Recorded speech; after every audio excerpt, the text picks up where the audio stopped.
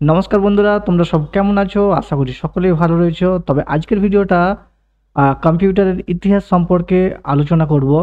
এটা খুবই important video, কারণ সবাই কম্পিউটার তো শিখছো, কিন্তু কম্পিউটারের ইতিহাস সম্পর্কে যদি আমরা না জানি তাহলে সেই কম্পিউটারের নলেজটা অনেকটা অধুরাই রয়ে যায়। ওকে, সো আমরা আজকের ভিডিওতে মূলত কম্পিউটার ইতিহাস সম্পর্কে যে ফার্স্ট যন্ত্র যেটা আবিষ্কার করা হয়েছিল সেটা হচ্ছে অ্যাবাকাস। সেই অ্যাবাকাস সম্পর্কে আমরা পুরো ডিটেলসে জানবো এবং পরবর্তী স্টেপগুলোতে আমরা অন্য অন্য অ্যাবাকাসের পর তারপর যেই যন্ত্রগুলো আবিষ্কার হয়েছে একের পর এক সেগুলো স্টেপ বাই স্টেপ আমরা একটা সিরিজে জানবো। ওকে, যেমন কি আজকে আমরা কম্পিউটার ইতিহাসের হয়তো শুরু করছি পার্ট 1, এরপর আমরা পার্ট 2, পার্ট 3, পার্ট 4, যাই হোক যতগুলো ভিডিওর মাধ্যমে এটাকে শেষ করা যায় সেটাই আমি চেষ্টা করব এবং চাইবো যে হয়তো ভিডিও বেশি হতে পারে বা কম হতে পারে, সেটা কোনো ব্যাপার না, কিন্তু নলেজটা যেন পুরোপুরি হয় সেটাই আমার লক্ষ্য। ওকে, সো আজকের ভিডিওটা চলো স্টার্ট করা যাক। আমরা অ্যাবাকাসের ইতিহাস সম্পর্কে এই ভিডিওতে আলোচনা করব। সো সেই জন্য আমরা এই ভিডিওতে এখানে বোঝানো হচ্ছে যে আজকে আমরা এমন একটি যন্ত্রের ইতিহাস সম্পর্কে জানব যেটি আধুনিক ক্যালকুলেটর বা কম্পিউটার জন্মের বহু আগেই মানুষ কিন্তু সেটাকে ব্যবহার করত গণনার জন্য। ওকে, সো এটি কেবল একটি কাঠের ফ্রেম নয়, এটি একটি সভ্যতা ও জ্ঞানের প্রতিনিধিত্ব।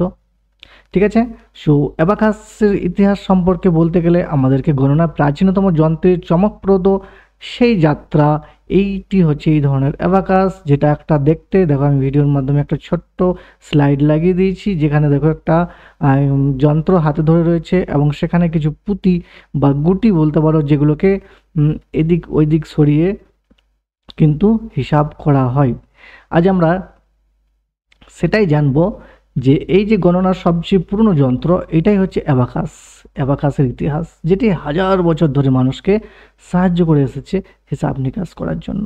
ওকে, সো এখন আমরা জানবো অ্যাবাকাস কি। ওকে, সো অ্যাবাকাস কি? অ্যাবাকাস হচ্ছে একটা প্রাচীন গণক যন্ত্র বা গণনার যন্ত্র, যেটি কাঠের ফ্রেম ও গুটি দিয়ে কিন্তু তৈরি। এই গুটিগুলো সরিয়েই কিন্তু হিসাব করা যায়। পাশের ছবিতে দেখা যাচ্ছে যে একটা ছেলে সেই গুটিগুলোকে সরিয়ে সরিয়ে কিন্তু গণনা করছে। ঠিক আছে, তাহলে এই যে কাঠ বা প্লাস্টিক দিয়ে তৈরি একটা ফ্রেম, যার ভিতরে থাকে কি না অনেকগুলি গুটি বা বিডস, যেগুলোকে বিডস বলে, এবং এই বিডসগুলোকে রড রড বা দণ্ড দিয়ে প্রতিটি গুটি বা বল একটি নির্দিষ্ট সংখ্যাকে বোঝায় যেটা। ঠিক আছে, এই গুটিগুলোকে নির্দিষ্ট নিয়মে কিন্তু সরিয়ে মানুষ যোগ বিয়োগ গুণ ভাগ করতে সেই সময় পারত। এটি এখনও কিন্তু শিশুদের মেন্টাল ম্যাথ শেখাতে ব্যবহার করা হয়, সেটা খুবই ইমপ্রুভ কাজের দরকার। এই যন্ত্রটির নামই হচ্ছে অ্যাবাকাস। মানব সভ্যতার ইতিহাসে এটিই ছিল সবচেয়ে প্রাচীন গণনার মাধ্যম। রাইট, এখন আমরা জানবো যে এই যে অ্যাবাকাস যন্ত্রটা, এটি উৎস কি বা এটি কোথা থেকে এসছে। রাইট, তাহলে এর নামের উৎপত্তি কি? না, এর নামের উৎপত্তি হচ্ছে অ্যাবাকাস শব্দটি এসছে কোথা থেকে? গ্রিক শব্দ অ্যাবক্স থেকে, ABAX, অ্যাবাক্স থেকে, যার অর্থ গণনার বোর্ড বা টেবিল আমরা বলতে পারি এই ধরনের যন্ত্রটি। তাহলে অ্যাবাকাস শব্দটি এসছে কোথা থেকে? গ্রিক শব্দ অ্যাবাক্স থেকে, যার অর্থ একটি ফ্ল্যাট বোর্ড বা গণনার টেবিল। প্রথম দিকে মানুষ বালি বা মাটিতে রেখা টেনে টেনে বা কঙ্কর বা কাঠের ছোট্ট টুকরো দিয়ে হিসাব করত, এটা আমরা আগের দিনে দেখে থাকি। পরে সেই ধারণা থেকেই কিন্তু কাঠের ফ্রেম যুক্ত অ্যাবাকাস তৈরি করা হয়। এই ধরনের কাঠের ফ্রেম দিয়ে তার মধ্যে রড লাগিয়ে তার মধ্যে গুটি ভরে দেওয়া হয়, যাতে সেগুলোকে একটা একটা করে সরিয়ে সরিয়ে গোনা যায়। ওকে, সো এটাই কিন্তু অ্যাবাকাসের উৎস বলতে পারি আমরা। এরপর আমরা জানবো সুমেরীয় অ্যাবাকাস, মেসোপটেমিয়া। তাহলে এই যে সুমেরীয় সভ্যতা ছিল না, সেটা ছিল 2300 অব্দে, খ্রিস্টপূর্ব 2300 অব্দে সুমেরীয়রা প্রথম অ্যাবাকাস ব্যবহার করে রেখাযুক্ত বোর্ড ও পাথরের কঙ্করের মাধ্যমে। রাইট, এটাই কিন্তু প্রাচীন সভ্যতার। তারা গণনার জন্য একটা দ্বীপযুক্ত গ্রুপড বোর্ড ব্যবহার করত এবং তাতে পাথরের কঙ্কর বা গুটি রেখে হিসাব করত। এই ধরনের যে ছবিটা যেখানে দেখাচ্ছি, এই ধরনের গুটি যেগুলোকে সরিয়ে সরিয়ে তারা হিসাব করত। এটি অ্যাবাকাসের প্রথম রূপ বলে মনে করা হয়। এখানে কিন্তু শূন্য ধারণা বা সংখ্যার অবস্থানমূলক ব্যবহার ছিল না, তবে হিসাবের সূচনা সেই সময়ই হয়েছিল। এই অ্যাবাকাস যন্ত্রটি দেখতে মনে হচ্ছে একটু অন্যরকম, বাট এটাই পাথরের সাজিয়ে সাজিয়ে এটাকে হিসাব করা হতো।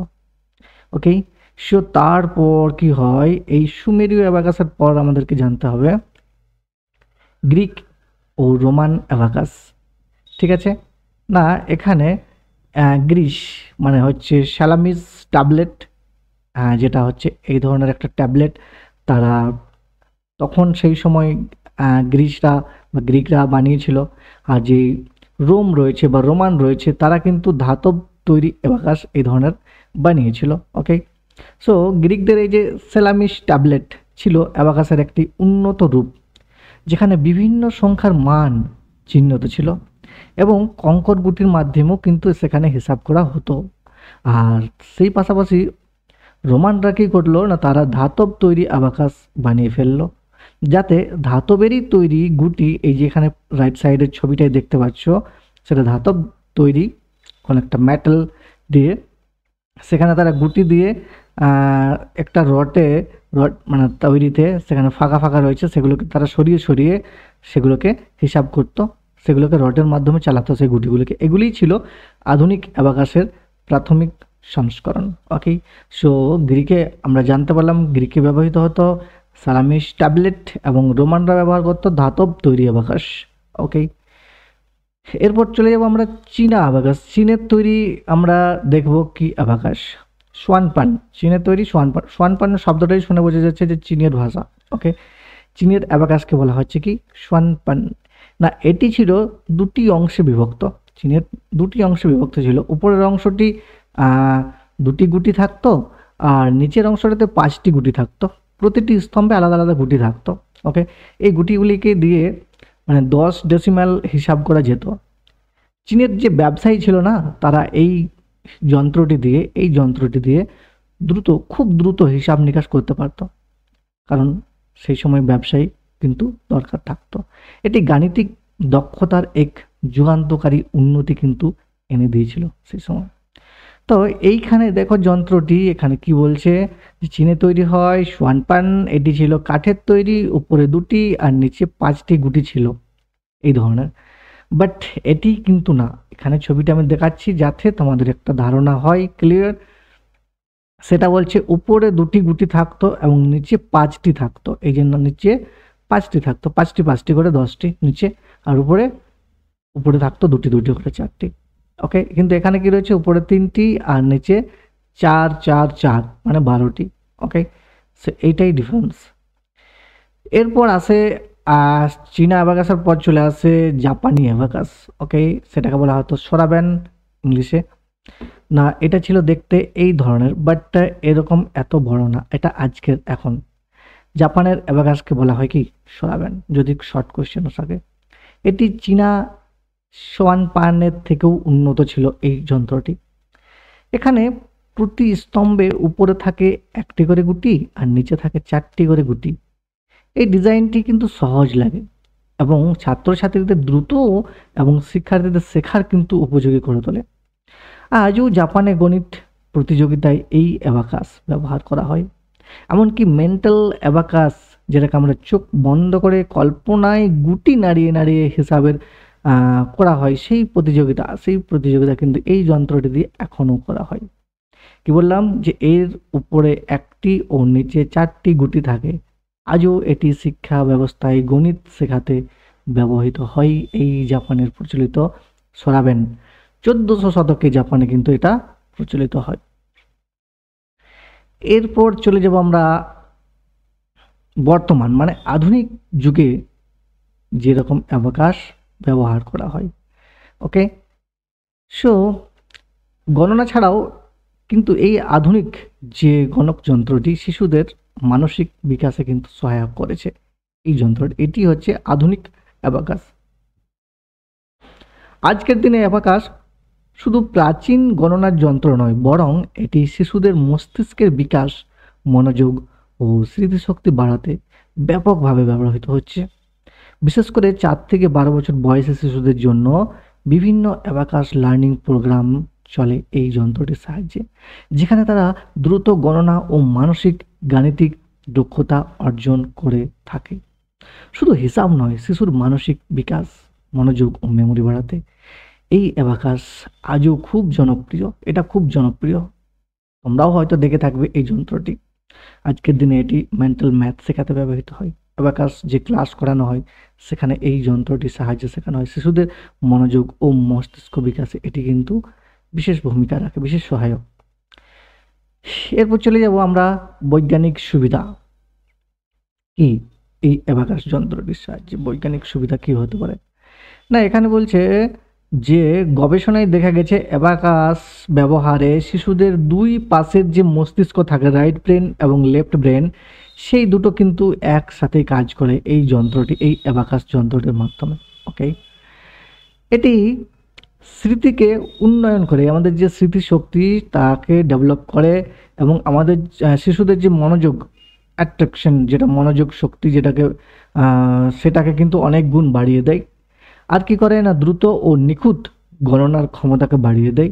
ঠিক আছে, দুই পাশের মস্তিষ্ক সক্রিয় হয়, মানসিক এবং গাণিতিক দক্ষতা বাড়ে, অনেক গুণ বাড়ে। এটি শুধু সংখ্যা শেখানো নয়, বরং বুদ্ধিবৃত্তির বিকাশও কিন্তু এই যন্ত্রটির সাহায্যে ঘটায়। গবেষণায় দেখা গেছে অ্যাবাকাস ব্যবহারে শিশুদের মনে গণনার গতি ও বিশ্লেষণ ক্ষমতা বেড়ে যায়।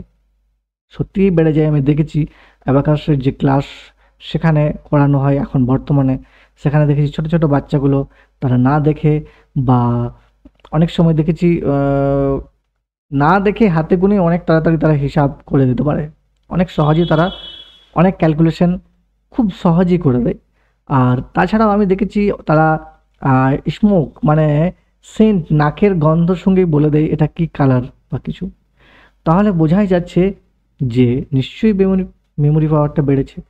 ওকে, এরপর আমরা জানবো উপসংহার, মানে শেষে কি না, উপসংহারে ছোট্ট কাঠের ফ্রেম কিন্তু হাজার বছরের ইতিহাস বহন করে।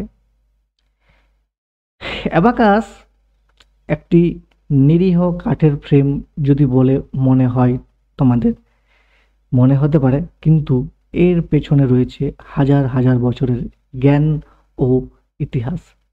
এটি শুধু একটি গণনার যন্ত্র নয়, বরং এটি একটি সভ্যতার প্রতীক।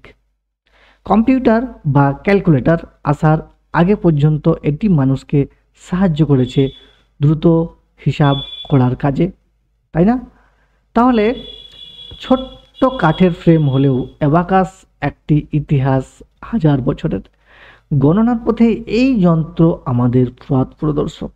এই ছোট্ট যন্ত্রটি শুধু একটি গুটি নয়, ইতিহাসের একটি জীবন্ত সাক্ষী, তাই না? এরপর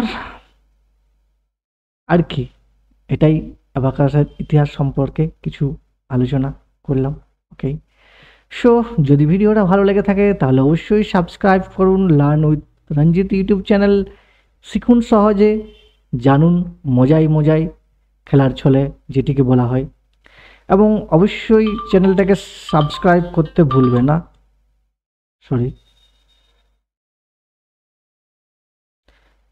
এবং অবশ্যই চ্যানেলটা সাবস্ক্রাইব করে রাখবে, যাতে এই ধরনের ইম্পর্ট্যান্ট ভিডিও যাতে তোমরা সহজেই পেয়ে যাও। ওকে, এবং শেয়ার করে দিন, সাবস্ক্রাইব করুন আর জেনে যান এমন আরও জ্ঞানভিত্তিক বিষয়। ওকে, সো এরপরে আমরা অন্য টপিকের ওপর বা পার্ট 2 বলে এই যে কম্পিউটারের ইতিহাস সম্পর্কে সেই ভিডিও নিয়ে আমরা খুব তাড়াতাড়ি আসবো। সো ততক্ষণ পর্যন্ত তোমরা ভালো থাকবে, সুস্থ থাকবে। সবাইকে অনেক অনেক ধন্যবাদ। ওকে।